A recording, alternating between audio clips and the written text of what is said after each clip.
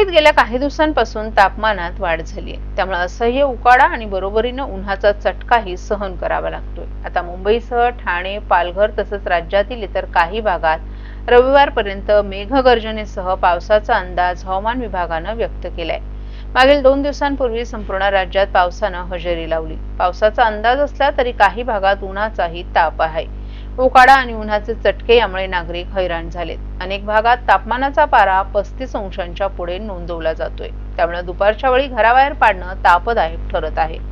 दरम्यान रविवारपर्यंत मुंबईसह ठाणे, पालघर भागात मेघगर्जनेसह पावसाची शक्यता हवामान विभागानं वर्तवली आहे। या कालावधीत काही भागात जोरदार वाऱ्यासह पावसाची शक्यता आहे। यावेळी 30 ते 40 किलोमीटर प्रति तास वेगाने वारे वाहतील। कर्नाटक किनारपट्टीवर तयार झालेले कमी दाबाचं क्षेत्र तसंच बंगालच्या उपसागरात कमी दाब क्षेत्राची निर्मिती होण्याचाही अंदाज आहे। याचाच परिणाम म्हणून सध्या राज्यात पावसाची शक्यता आहे। एकीकडे तापमानात वाढ झालीय, अशातच पावसानं हजेरी लावली तर तापमानात घट होऊन काहीसा दिलासा मिळू शकतो। पहाटे किंचित गारवा आणि दिवसभर उकाडा असं काहीसं वातावरण सध्या मुंबईकर अनुभवतायत। त्यामुळे पाऊस पडलाच तर दिलासादायक वातावरण निर्माण होईल।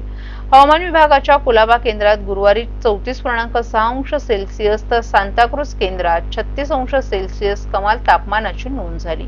दोन्ही केंद्रांवर सरासरीपेक्षा अधिक तापमान नोंदलं गेले।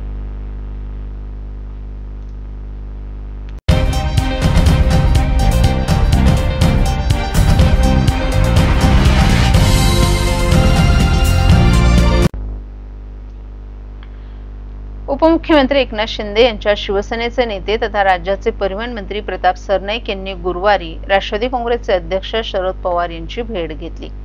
सरनाईक यांचा मुलगा विहंग हा मुंबई क्रिकेट असोसिएशनच्या अध्यक्षपदाच्या शर्यतीत आहे। या संघटनेतील पवारांचं असणारं राजकीय वजन पाहता सरनाईक यांच्या भेटीला महत्त्व आहे।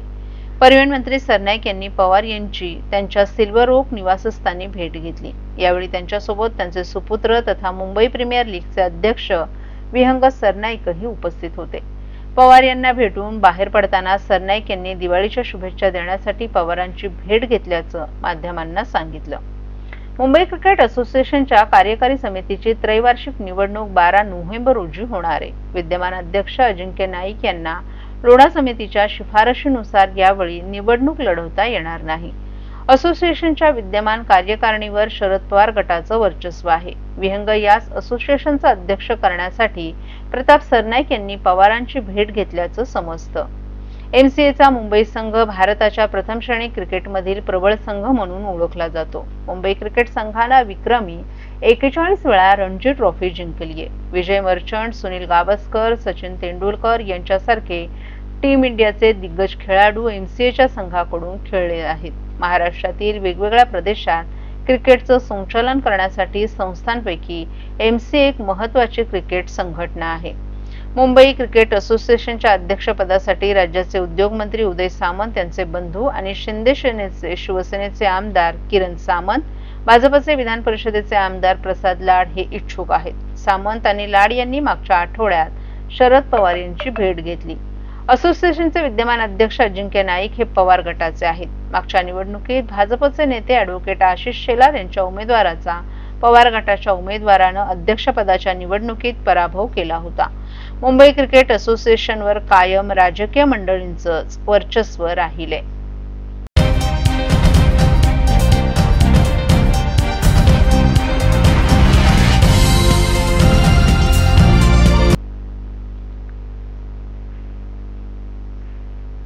महिला विकास परिवारामुळे महिलांची दिवाळी झाली गोड। दिवाळ फराळ विक्रीतून 7 दिवसात 15 लाखांची उलाढाल। महिला विकास परिवाराने गेली 7 वर्ष महिला बचत गटांमधील सदस्यांच्या माध्यमातून दिवाळी फराळ विक्री केंद्र चालवून शेकडो महिलांना रोजगार दिलाय। यंदा दिवाळीच्या 5 दिवसात 8 स्टॉलवर तब्बल 15 लाखांची उलाढाल झाल्याची माहिती संस्थेचे सल्लागार आमदार संजय केळकर यांनी दिली आहे। ठाण्यातील महिला विकास परिवाराशी ठाण्यातील अनेक महिला बचत गट जोडले गेले असून शेकडो महिला या परिवाराच्या सदस्य आहेत। परिवाराने राबवलेल्या उपक्रमामधून वर्षभर या महिलांना रोजगार मिळत असतो। गेली 7 वर्ष दिवाळी फराळ विक्री केंद्रातून 3000 महिलांना रोजगार मिळाला असून 80 लाखांच्या वर उलाढाल झाली आहे।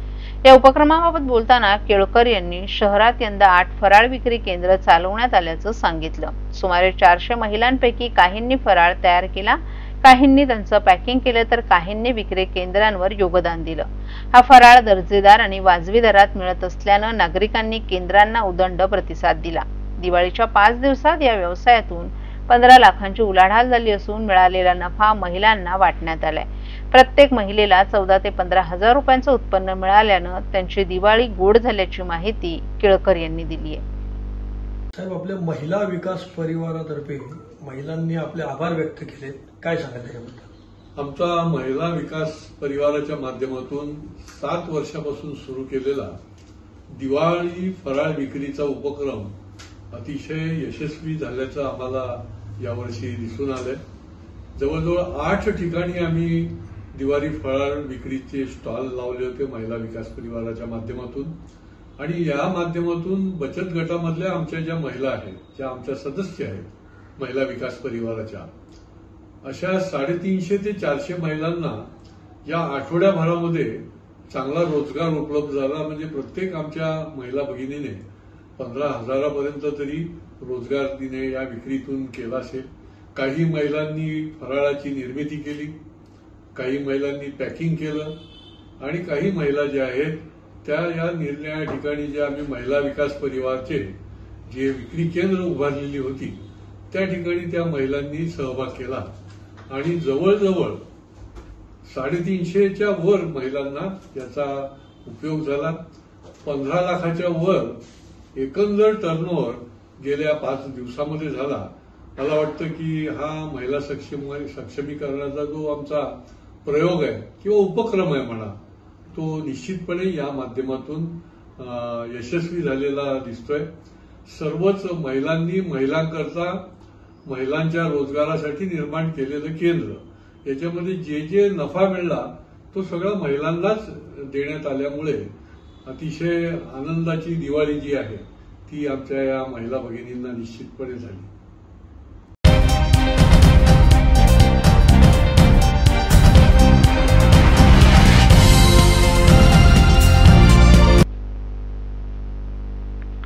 ठाणे शहरात 40 ठिकाणी सुरू करण्यात आलेला आपला दवाखाना उपक्रम बंद पडला असून कंत्राटदार कंपनीने येथे काम करणाऱ्या परिचारिकांचे पगार थकवल्यानं त्यांनी आमदार संजय केळकर यांच्याकडे न्यायाची मागणी केली आहे.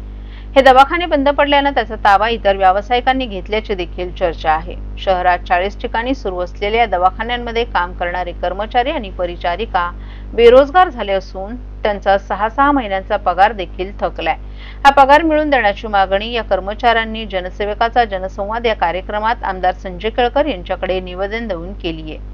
आपला दवाखाना उपक्रम राबवण्यासाठी ठाणे महापालिकेनं बंगळुरू येथील मेडको नावाच्या कंपनीला कंत्राट दिल्याचं केळकर यांनी सांगितलं. ऑक्टोबरपर्यंत या कंपनीकडे कंत्राट होतं, मात्र ऑगस्टमध्येच हे दवाखाने बंद पडले. तत्पूर्वी मागील 6 महिन्यांचा पगार देखील कंपनीने कर्मचाऱ्यांना दिला नाही. त्यामुळे कर्मचाऱ्यांची दिवाळी देखील कोरडी गेली. या कंपनीला 56 लाखांचा दंड ठोठावण्यात आल्याचं प्रशासनाचं म्हणणं असलं तरीही कंपनी महापालिकेला दाद देत नाही. त्यामुळे महापालिकेनं कंपनीकडून सर्व दंड वसूल करून कर्मचाऱ्यांचे रखडलेले पगार द्यावेत आणि संबंधित कंपनीला काळ्या यादीत टाकावं अशी मागणी केळकर यांनी केली. ही बाब अत्यंत गंभीर असून प्रशासनानं तातडीनं कारवाई करावी, अन्यथा या कर्मचाऱ्यांचा महापालिका मुख्यालयावर धडक मोर्चा काढण्यात येईल असा इशाराही केळकर यांनी दिलाय. एखादा उपक्रम सुरू करायचा, तो बंद पडला की दुसरा उपक्रम सुरू करायचा. महापालिका म्हणजे प्रयोगशाळा नाही. लोकांना थातूरमातूर सेवा देणारी यंत्रणा नको, सक्षम आरोग्य सेवा देणारी यंत्रणा महापालिकेने उभी करायला हवी असं मतही केळकर यांनी केले. महापालिकेच्या आपला दवाखाना योजनेचा फार बोजवारा उडालेला आहे. एवढा वाजत गाजत 40 ठिकाणी यांनी आपला दवाखाने सुरू झाले, ते पूर्ण बंद पडले. यांनी कोणाला कॉन्ट्रॅक्ट दिलं तर मेडको कंपनी कुठली बिंगलोरची आहे, त्याचा ऑक्टोबरपर्यंत कॉन्ट्रॅक्ट आहे. पण त्याच्या आधीच हे बंद पडले, निघून गेले. आणि त्या ठिकाणी काम करणाऱ्या ज्या परिचारिका आहेत, ANM, GNM, प्रत्येक आपल्या दवाखान्यामध्ये यांना 6 महिन्याची पगार दिलेले नाही. दिवाळी तर अशीच गेली आणि त्याच्यामुळे या सगळ्या परिचारिकांनी निवेदन दिलं. असं समोर आलं आहे की हा मेडको महापालिकेला दाद देत नाही, यांचे पगार करत नाही, त्याच्यामुळे याला ब्लॅकलिस्ट करा, याला दंडात्मक कारवाई नुसती केलेली आहे म्हणून तुम्ही सांगताय. 56 लाख रुपये दंड त्याला ठोठावला आहे, तो वसूल करा त्याच्याकडून आणि पहिले यांचा पगार करा.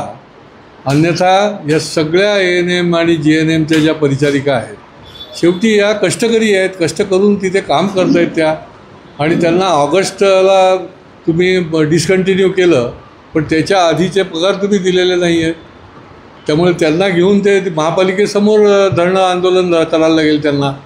आणि त्याच्यामुळे महापालिकेने त्वरित, हा अतिशय गंभीर विषय आहे, ही काय महापालिका म्हणजे प्रयोगशाळा नाही की आता हा आपला दवाखाना सुरू केला, आता तो बंद झाला, आता दुसरं काहीतरी त्या ठिकाणी. आम्हाला जनतेच्या करता, गोरगरीब जनतेला योग्य पद्धतीची आरोग्य सेवा पुरवणारी यंत्रणा पाहिजे, अशा प्रकारचे यंत्रणा नको आहेत. आणि त्याच्यामुळे महापालिकेने याची त्वरित दखल घ्यावी.